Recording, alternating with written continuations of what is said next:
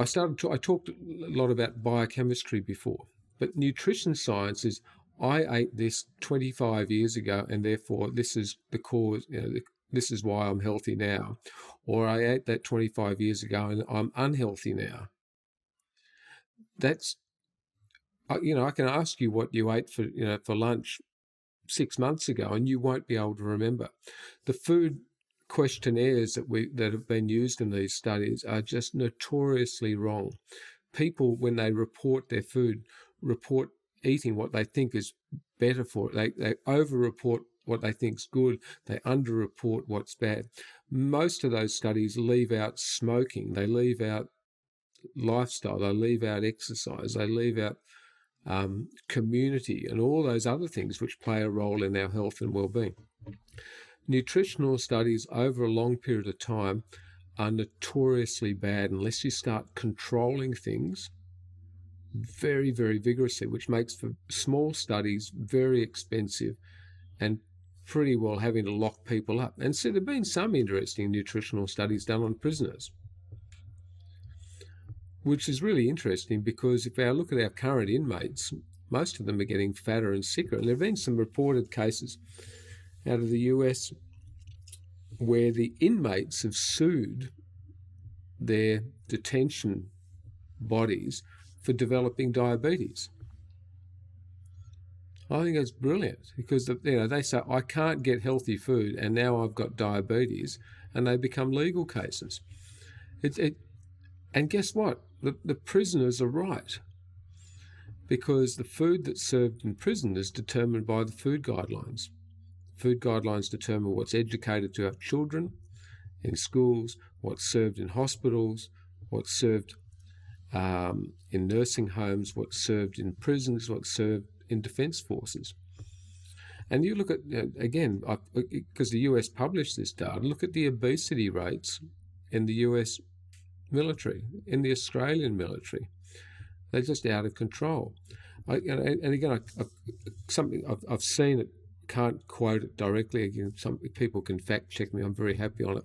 That the majority of of young people are not fit to actually serve in the military because they're too overweight.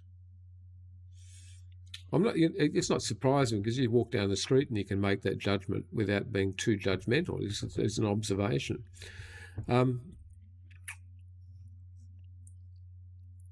I just shake my head. Yeah, we're totally screwed, Jess. It's propaganda. It's what we've been told for generations now because of the manipulation of information by the food industry into our guidelines. That's it, and that's pretty well. And we covered a lot of that in the last talk about our guidelines have been manipulated by the processed food industry for over 100 years. I've got one thing to add. Last time we talked about the formation of the American Dietetics Association, October 22, 23, 1917. Started from proteges of John Harvey Kellogg and co, and the textbooks are all vegan, vegetarian, processed food.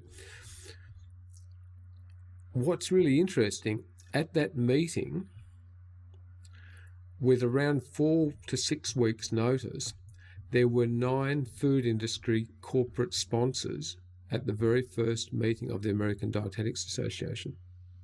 And in their letter back to the newly formed members, they showed that they had made a profit, $100 US. But $100 US 1917 was a big sum. Now, I don't know if you've ever put on a conference. We have. You don't make any money. And if you give everyone 4 weeks' notice and you don't charge them to be there, you don't make a profit. The American Dietetics Association was the members who started that not only came from the food industry and shaped our guidelines, they were backed by the food industry before they even started. We can track, particularly Belinda's work, we can track 100 years of this story. Well, it's more than that now, but it's just over and over and over. We've been manipulated. Our education's been manipulated. We've been told to do the wrong thing. And yes, you can use carbohydrates as energy at a cellular level, but the amount of carbohydrate that we're ingesting has got all sorts of biochemical, pathological problems with it. And the amount, and then we've added into it the seed oils, the vegetable oils, which are polyunsaturated and highly inflammatory once they become oxidized. And I just keep saying it's a perfect storm. And the more trouble I got into 10, 15 years ago,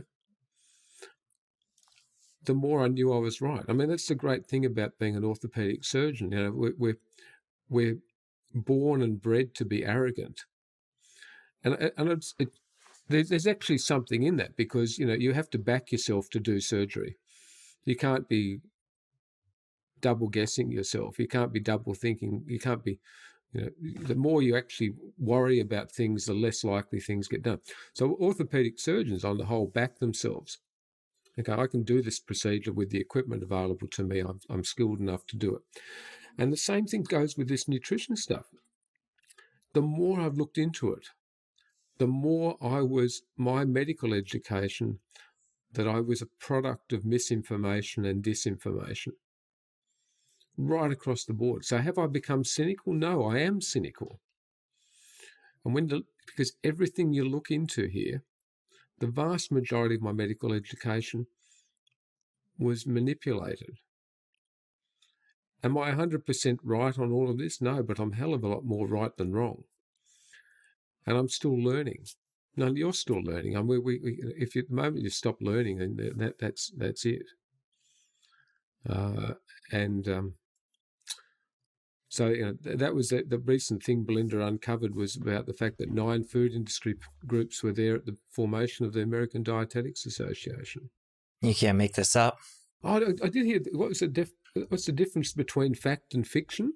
I don't know. What is it? Well, fiction's plausible. You got to think it through, don't you? I got you. You go, oh, yeah, okay, because people say it's fact is stranger than fiction, but that's it, because if you're going to write a story and make something up, it's got to have plausibility. But if I just tell you facts and you go, oh my goodness, how did that? Okay, that's what happened. Because there's enormous amounts of money, monopoly, ideology, all stuff floating along behind it. And when you are driven by money and ideology and philosophy, and that's the fascinating thing, and we as a society like to believe what we've been told, we've all fallen for it. It's one of the greatest cons of all time. This is Cassandra's curse, which is one of my favourite things at the moment. Have you heard of Cassandra? No, tell me about it. So Cassandra, you've heard of Helen of Troy, the Trojan horse? Yes. All right. Well, Helen, her love was a fellow by the name of Paris, and he went to war for decades, and that's the whole story of the Trojan horse. Anyway, Paris's sister was called Cassandra. Greek mythology all gets a little bit mixed up here, but anyway, the god Apollo fell in love with Cassandra, and he favoured her with his affection, and he gave her the ability to see into the future. But then she didn't receive his affections, so she said, no, thank you. So he then cursed her with the ability to see into the future, but nobody would believe her. So the curse was that she could see what was going to happen, but nobody would believe her. So the more I look at things, I've actually got Cassandra's curse. I've been talking about this for a long time. And it all comes down to the C's. It's carbohydrate, cholesterol, calories. Yeah, calories. Then I start talking about currencies, cryptocurrencies, COVID, climate change, CO2, conspiracies. So everything starts with a C. A good friend of mine's Ivor Cummins. Do you know Ivor? I know of him, yes. Yeah, so I wrote to Ivor, I said, hey, mate, we've both got Cassandra's curse, but you've got an advantage over me because your surname starts with C. And we had a bit of a laugh about it.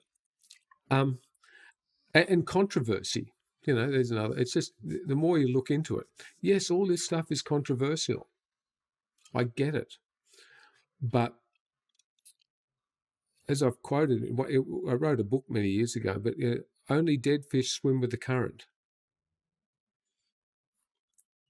You're truly alive when you're questioning and you're turning around. You've got an email from me, you're going to get them from me. And on the bottom it says, science evolves by being challenged, not by being followed. That's the scientific method. That is evolution. Evolution means we've challenged what's going on to try and find something better. And the moment we accept that everything's normal and that's the way it is and it's the best it can ever be, then you're dead.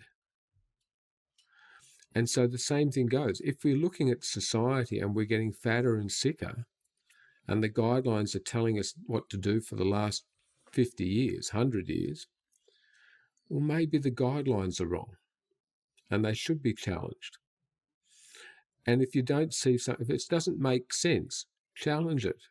Sure, it requires some bravery and support and all that sort of thing. And everyone's got different levels of confidence at different times and times in their lives. And if you actually feel it doesn't make sense, question it. Try and do independent research. Don't listen to what the government's telling you. Don't listen to mainstream media. Delve back into it. And delve back into the biochemistry, because the biochemistry is science. All this nutrition stuff. What happens inside a cell is science. What happens outside the body is politics, religion, ideology, money. Inside, and so that's all I keep coming back to. This is the science. The biochemistry doesn't change, hasn't changed for hundreds of thousands of years. Not since we're living creatures. It's our biochemistry is based on what happens at mitochondrial function. That's it. And we've screwed it up with a modern diet. If you enjoyed that clip, you're going to want to head over here and catch the full episode. I'll see you over there. Now, my take on carbohydrates, particularly glucose and fructose, if they're so good for us, why does the body do absolutely everything in its capacity to get it out of the bloodstream?